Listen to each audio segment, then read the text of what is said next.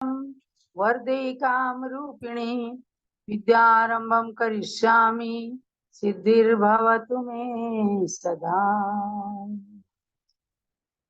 द्वादशांगमयी सरस्वती माता की कृपा प्रसाद से और पूज्य गण्य ज्ञानवती माता के मंगल छत्र छाया में हम सब अयोध्या की धरती से स्वाध्याय का क्रम प्रारंभ करते हैं। समय हो चुका है। गोमठ साठ जीवकांड ग्रंथ आपके हाथों में है और आज संगी मार्गणा का जो शेष भाग बचा है उस पर स्वाध्याय की क्रिया प्रारंभ होगी। और ध्यान देना है आप सबको, 8 जून 2024 को आपकी गोमठ साठ जीवकांड की चौथी परीक्षा होने वाली है। जिस प्रकार से 3 पेपर आपने दिए हैं उसी प्रकार से चौथा पेपर है ये, जिसमें गाथा नंबर 128 से और गाथा नंबर 173 अर्थात संपूर्ण गोमठ सार की ये अंतिम परीक्षा होने वाली है। इसलिए सबको तैयारी करनी है। गाथा नंबर 128 से लेकर और 173 तक संपूर्ण गाथाएं समाविष्ट हो जाएंगी। तो अब मंगलाचरण के साथ स्वाध्याय का प्रारंभीकरण होता है। सिद्धम शुद्धम पणमीय जिणेन्द्रवर नेमि चंद मकलंकम गुणरयण भूषणोदयम जीवस्य परुवणम वोच्छम।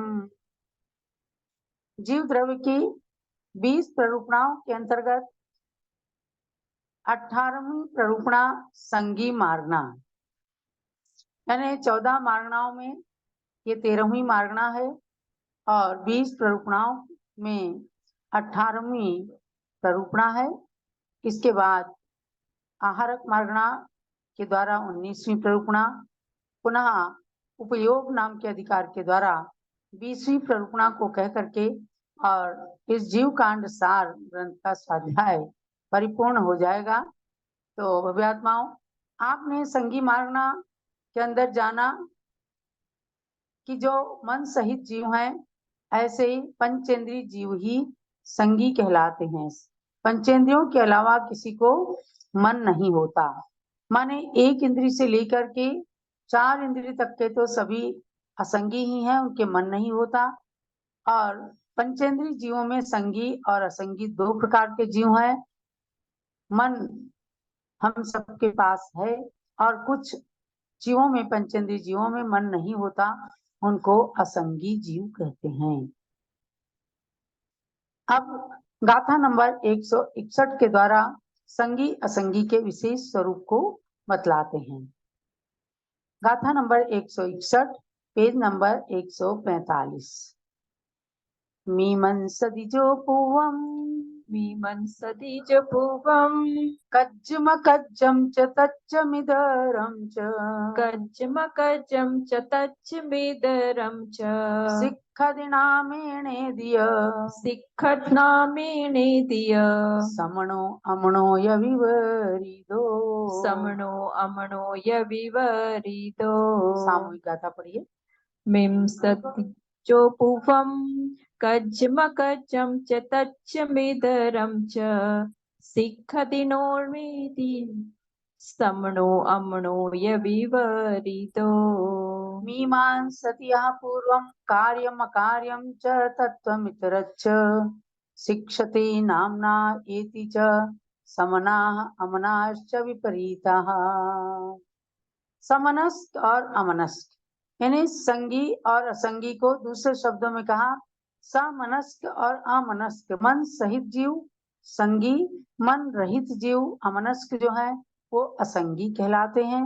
तो मीमांसत यह पूर्वम कार्यम अकार्यम च तत्त्वमितरच्च, अर्थात मीमांसति माने विचार करना, जो कार्य और अकार्य को करने से पूर्व ही विचार करता है। यानी कि मेरे हित में क्या है, मेरे अहित में क्या है, इसको करने से पहले विचार कर लेता है, मीमांसा कर लेता है, उस पर विश्लेषण कर लेता है। हित और अहित के विवेक से जो सहित होता है। और तत्वम इतरच्च, और तत्व और अतत्व, इतर माने अतत्व। तत्व क्या है और अतत्व क्या है? जिन तत्वों पर श्रद्धान किया जाता है और जिन पर अश्रद्धान किया जाता है, तो तत्व क्या है, अतत्व क्या है, इनका स्वरूप जो पहले से ही समझ लेते हैं उनको संगी कहते हैं। और क्या कहा, शिक्षते नामना एति च समना। ये तो ऊपर की पंक्ति में कार्य और अकार्य के ऊपर विचार करने की बात है।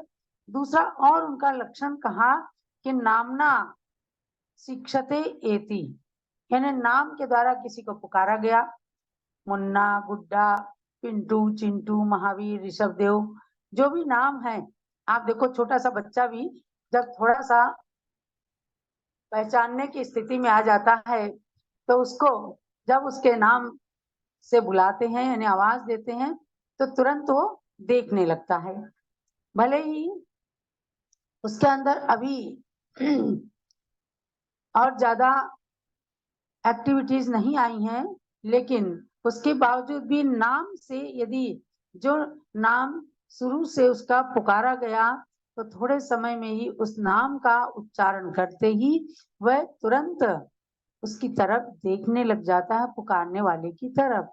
तो कहा कि नाम जो रखा गया हो उस नाम के द्वारा बुलाने पर जो आ सके, समझ सके, तो उस ओर उन्मुख हो सके अथवा उसका उत्तर दे सके, तो वो उसको समझना चाहिए कि उसकी संगी संज्ञा है, यानी मन सहित है, वो समनस्क है। और इससे जो विपरीत है, माने कार्य कार्य को करने में किसी प्रकार का हित अहित का विचार नहीं करता, और जो नाम आदि चाहे कितना ही आवाज दें, उसे नाम का संबोधन दें, लेकिन वो उसकी कोई उत्तर देने की उसकी स्थिति ही नहीं बनती, तो वह अमनस्क कहलाता है। तो आप कुल मिलाकर के संक्षेप में जाने संगी मार्गना का सार कि जीव के दो भेद हैं, संगी और असंगी। संगी जीव मतलब नो इंद्रिया वरण कर्म के क्षयोपम से, यानी मन के द्वारा उससे उत्पन्न ज्ञान को संज्ञा कहते हैं, और वह जिसके पास वह संज्ञा है उसको कहते हैं संगी। अर्थात मन सहित जीव संगी हैं, ये शिक्षा उपदेश संकेत आदि ग्रहण करते हैं। देखो एक तोता भी है, अगर उससे कहते हैं, सिखाते हैं राम राम बोलो, तो वो अपनी भाषा में राम राम बोलने लग जाता है। अपनी बात को स्पष्ट भाषा में भी बताने की कोशिश करता है, वो संगी जीव है। तिर्यंत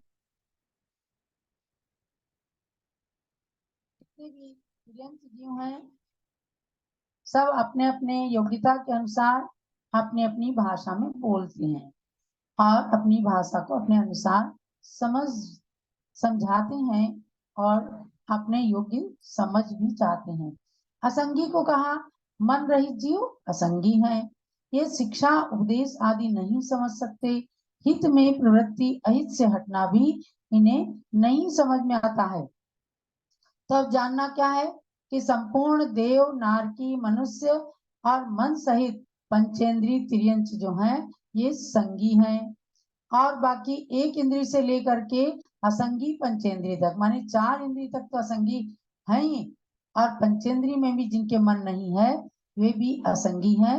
ये इस प्रकार से अनंत संसारी जीव असंगी हैं, क्योंकि एक इंद्रिय जीव अनंत जीव है, निबोधिया जीव अनंत जीव है, तो अनंत संसारी जीव असंगी है।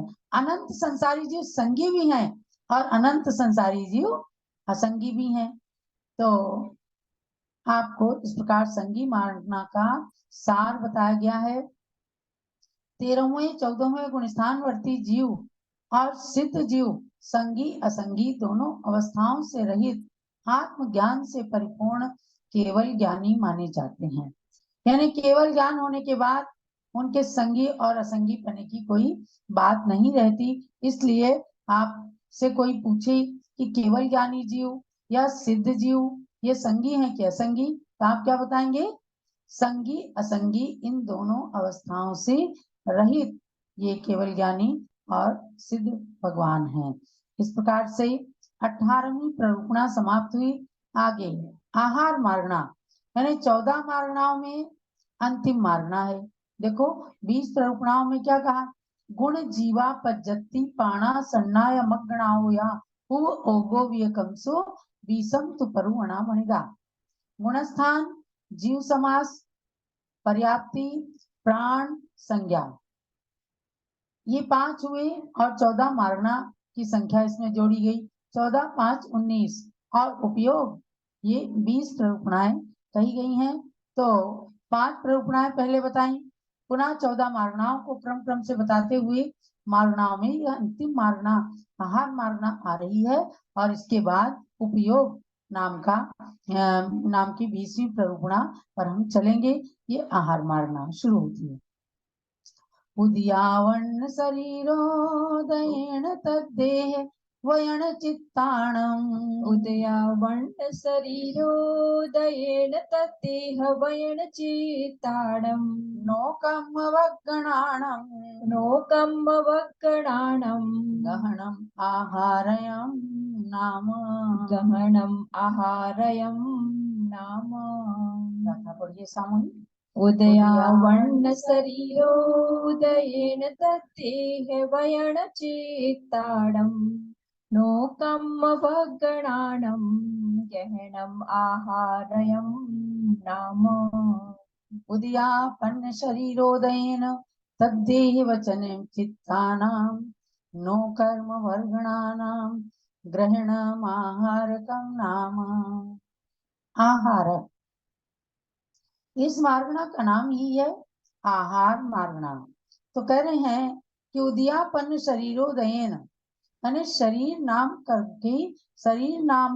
कर्म के उदय से जो तद्देह मतलब उस जनित शरीर की उत्पत्ति जो होती है, औदारिक, वैक्रियक, आहारक, इन 3 शरीरों में यथासंभव किसी भी शरीर तथा वचन और द्रव्य मन रूप बनने के योग्य जो 9 कर्म वर्गणाओं का ग्रहण होता है उसको कहते आहार वर्गणा। आहार माने केवल भोजन करना ही आहार नहीं है, शरीर के योग्य पुद्गल परमाणुओं का आना, शरीर का ग्रोथ बढ़ना, ये सब आहार कहलाता है।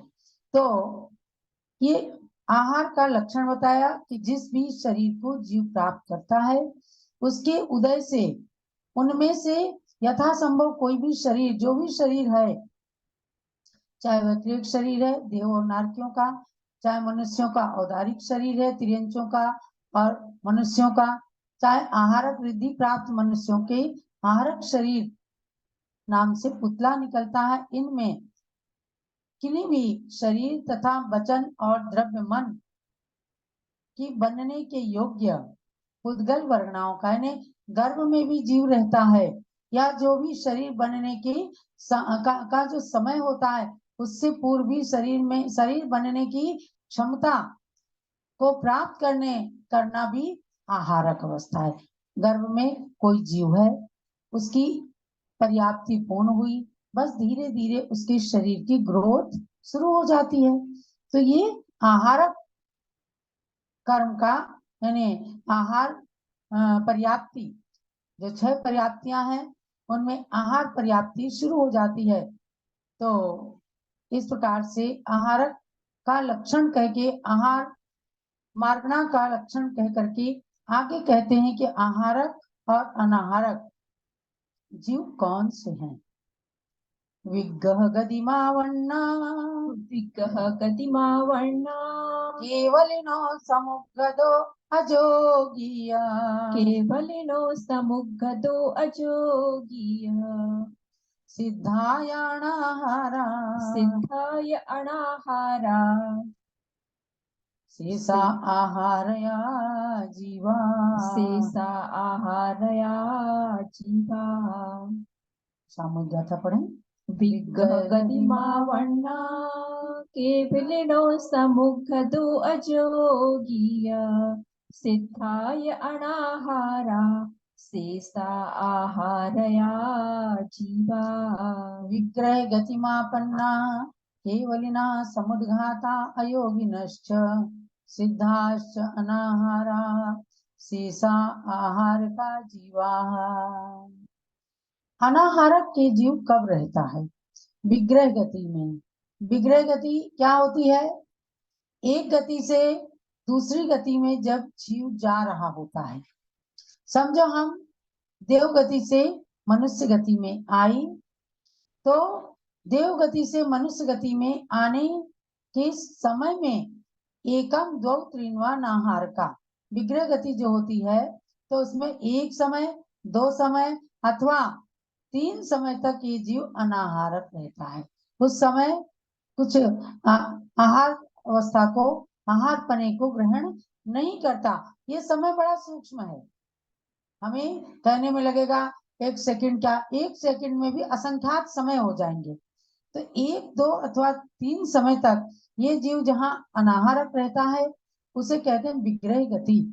तो विग्रह गति को प्राप्त होने वाले चारों गति संबंधी जीव हर गति को प्राप्त करने से पहले ये 3 समय अनाहारक अवस्था के विग्रह गति में होते हैं।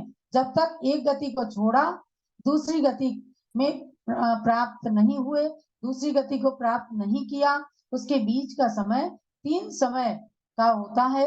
कोई एक समय में ही ग्रहण कर लेते हैं अगला शरीर, अथवा 2 समय में, अथवा 3 समय लग जाते हैं। तो उनमें चारों गति संबंधी विग्रह गति को प्राप्त होने वाले जीव और प्रतर लोक पूर्ण समुद्घात करने वाले सयोग केवली, अयोग केवली, समस्त सिद्ध इतने जीव तो होते हैं अनाहारक। अनाहारक माने किसी प्रकार की उद्गल वर्णा को उस समय ये ग्रहण नहीं करते, तो अनाहारक कहलाते हैं। तो एक तो हुआ कि विग्रह गति में जब एक गति से दूसरी गति में जीव जाता है, उसके बीच का बहुत छोटा सा काल होता है, उस समय वह अनाहारक रहता है।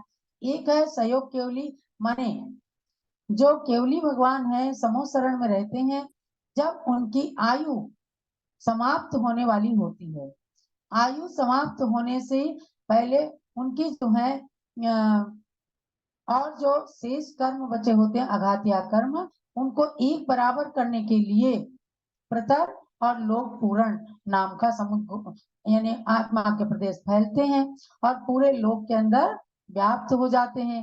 तो ये 2 समुद्घात कौन करते हैं? केवल केवली भगवान करते हैं।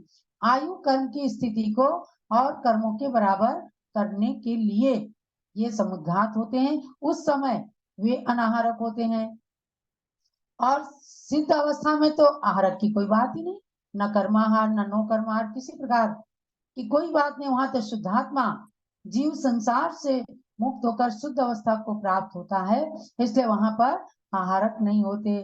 किसी प्रकार का आहार, कर्मों का भी आहार और दूसरी चीजों की तो बात ही नहीं है, उनको ग्रहण नहीं करते, इसलिए अनाहारक होते हैं। और इनको छोड़कर शेष सभी जीव आहारक जीव होते हैं। यानी संसार अवस्था में सभी जीव, मनुष्य, तिर्यंच, देव, नारकी, सब के सब आहारक किसी किसी रूप में। कोई भोजन ग्रहण करता है, कोई अमृत ग्रहण करता है, कोई मानसिक आहार ग्रहण करता है, और वो भी नहीं है तो कर्मों का आहार प्रतिक्षण आते हैं, उनको भी कर्माहार नो कर्माहार, ये आहार के कई भेद बताए गए हैं। तो अब जब यहाँ प्रकरण आया समुद्घात का कि भाई केवली भगवान, सयोग केवली भगवान 13वें गुण स्थान में रहते हैं और आयु कर्म की स्थिति को शेष अघात्या कर्मों की स्थिति के बराबर करने के लिए प्रतर और लोक पूर्ण नाम के समुद्घात को करते हैं, उस समय अनाहारक रहते हैं। तो समुद्घात का लक्षण बता रहे हैं। वेयण कसाय वेगो वियो या मरणंतियो समुद्घातो, वेयण कसाय वेगुपियो मरणतियो समुद्घातो, तीजाहारो छठो तीजाहारो छठो सत्तमो केवलीनम तु, सत्तमो केवलीनम तु। सामूहिक गाथा पढ़िए। वेयण कसाय वेगुप्पियो यमणतियो समो खादो तेजाहारो छठो सत्तमो केवलीनं तो वेदना कषाय वैगुर्विकाश्च मारणान्तिका समुद्घाता तेजाहारः षष्ठा सप्तमा केवलिनां तो। यानी समुद्घात के बताया कि 7 भेद हैं। 7 भेद कौन कौन से नाम इसमें दिए हैं? वेदना, कषाय, वैक्रियक, मारणांतिक, तेजस और आहारक और केवली। ये 7 प्रकार के समुद्घात करते हैं। यानी कि इन 7 अवस्थाओं में जीव अपने मूल शरीर को न छोड़ करके आत्मा के प्रदेशों को जब बाहर निकालता है तब वह अवस्था कहलाती है समुद्घात। अत्यंत वेदना किसी को उठी है तो शरीर से कुछ ऐसे ही परमाणु उजले के रूप में निकलते हैं, या कसाय आने से, तो इनका लक्षण अन्य अनेक स्थानों पर समुद्घात के स्थानों पर कहा गया है। आप जाने कि समुद्घात क्या चीज है, कौन करते हैं? मूल शरीर मछंडिया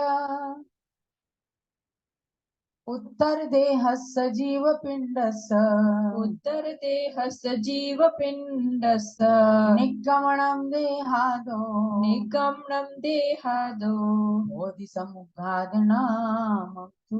होति समुखादनामम तु गाथा पढ़िएगा। मूल शरीर मछंडिय उत्तर देह सजीव पिंडस निगमनं देहादो होति समुखादनामं तु मूल शरीरम त्यक्त्वा उत्तर देहस्य जीवपिंडस्य निर्गमनम देहात् भवति समुद्घातनामतो। अर्थात जो मूल शरीर है उसको न छोड़कर तेजस कारमान रूप उत्तर देह के साथ जीव प्रदेशों के शरीर से बाहर निकलने को समुद्घात कहते हैं। ये सब जीव नहीं करते हैं, कोई कोई जीव ही।